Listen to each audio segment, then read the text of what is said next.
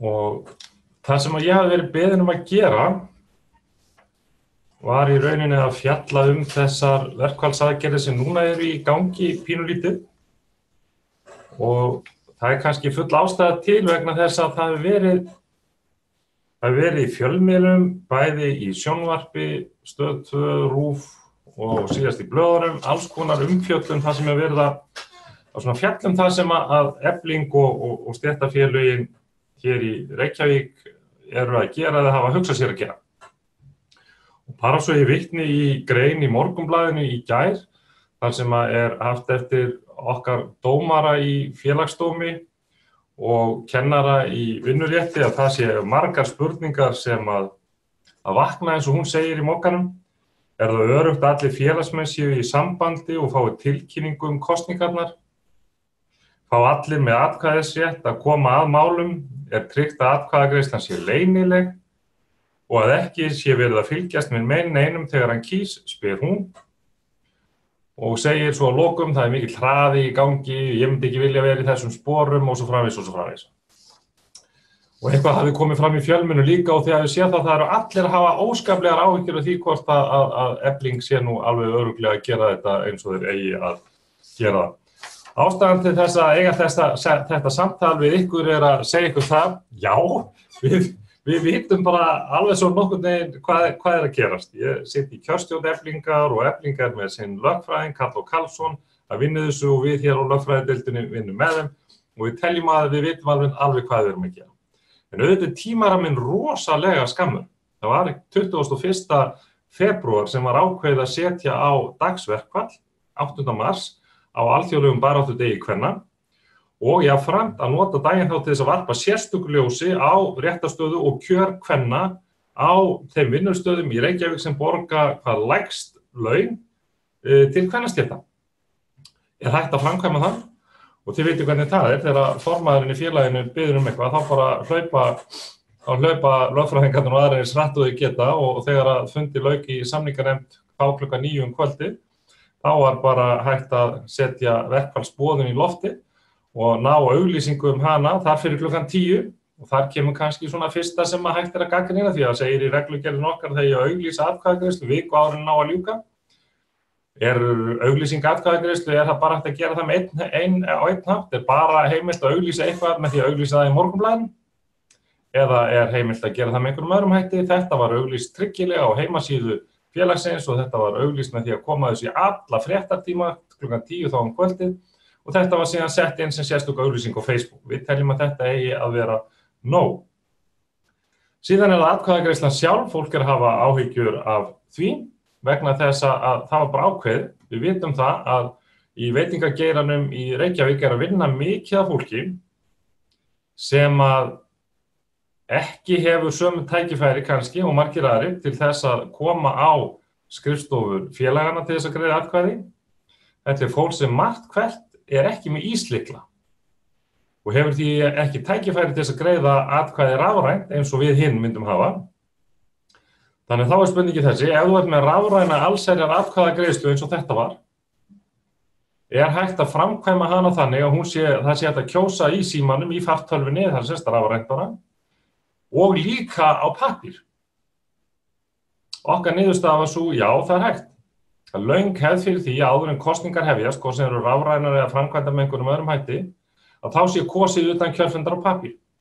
Og jafnvel eftir að kosningar eru hafnar, ef að tækjabúnaður og græjur eru ekki til staðar, þá er kjósanda í kosningum ekki neitað það að fá að taka þátt í kosningu svo fremi að hægt sé að koma atkvæðinu til skila í tíma áður heldur en atkvæði eru talin.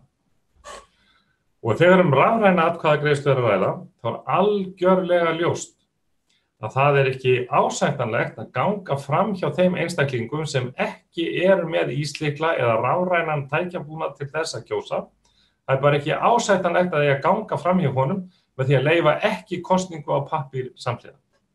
Þannig að samhliða rafrænni kosningu teljum við fullkomlega heimilt að kjósa einnig á pappír. Þannig að þarna blöndum við saman. Síðan kemur kannski þriðji varianturinn sem er þessi. Er okkur heimilt að vera með færanlegan kjörstað þegar þetta er gert?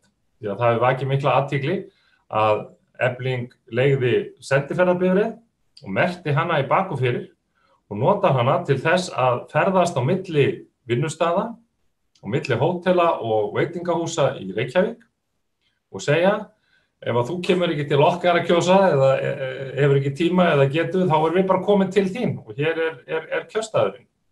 Og borð í þessum ágæta kjörstað, þessum ágætu bifreið, þar er einn reyndasti kosningaframkvæmdaraðili Eflingar, Þórir Guðjónsson, við stýrið. Já, nei, hann víst ekki við stýrið, honum ekki treyst fyrir því, en hann situr aftar í og stýrir kosningunni. Og í gærkvöldi leysti hann af Halldór Oddsson lögfræðingur hér á Alþýðusambandinu. Þannig að við bara reynum að umgangast við þennan kjörstað eins og hvern annan löglegan kjörstað.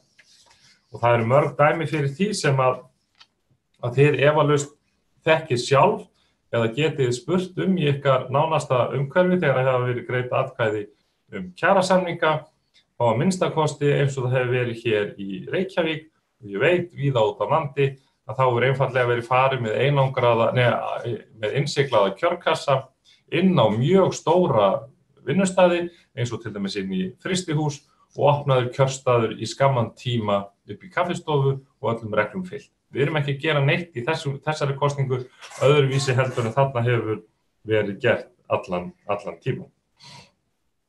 Þannig að þetta hefur verið gagnrýnt og það er spurt líka því að þetta er ekki kannski þeir sem spyrja eins og Lára átta sig ekki á því að þegar við erum að framkvæma rafræna kosningu, við erum ekki að hoppa einhvern veginn út í náttmyrkrið með það.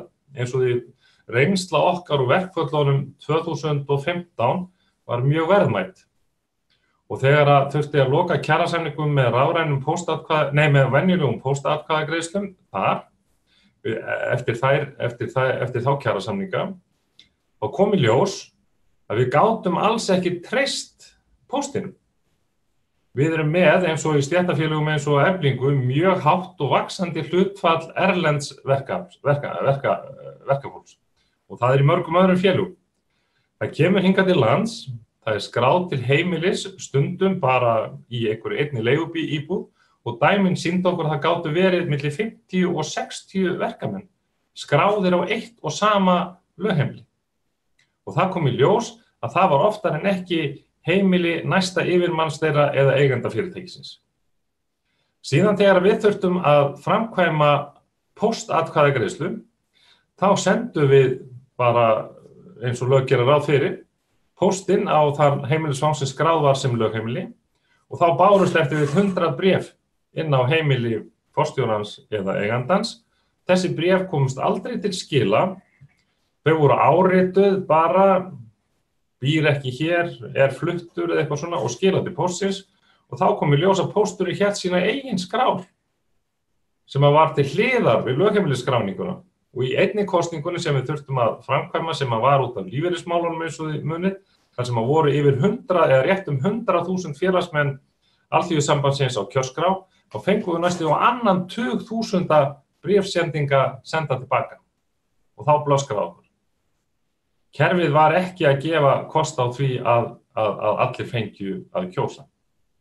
Þannig að hvaða tilgangi þjónar að senda út kjörgögn, hvaða tilgangi þjónar að senda út kynningarefni með þessum hætti. Þannig að við settumst niður og gerðum samning við Samtök atvinnulífsins það að í staðinn fyrir það sem lögin 8038 tala sem allsherjar póstatkvæðagreiðslu, þá sé okkur fyllilega heimilt að nota rafræna allsherjaratkvæðagreiðslu í hennar stað að uppfylltum nokkrum skilyrðum. Og þau eru meðal annars þau að á vefnum þar sem kosningin opnuð, þar sé tryggilega og góður og áberandi aðgangur öllu kynningarefni, hvort sem það eru kjarasamninga og að þar sé birt tillagan verkfall sem verið að greiða atkvæðum. Það sé alveg á hreinu og það sé sendur út netpóstur á alla félagsmenn sem að verkalýðsfélagið hefur netföng hjá.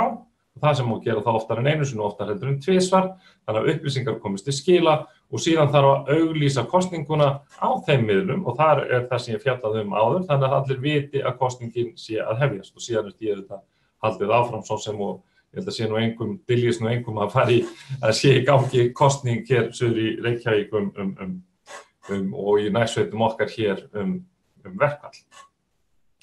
Þannig að það ýmislegt í þessu sem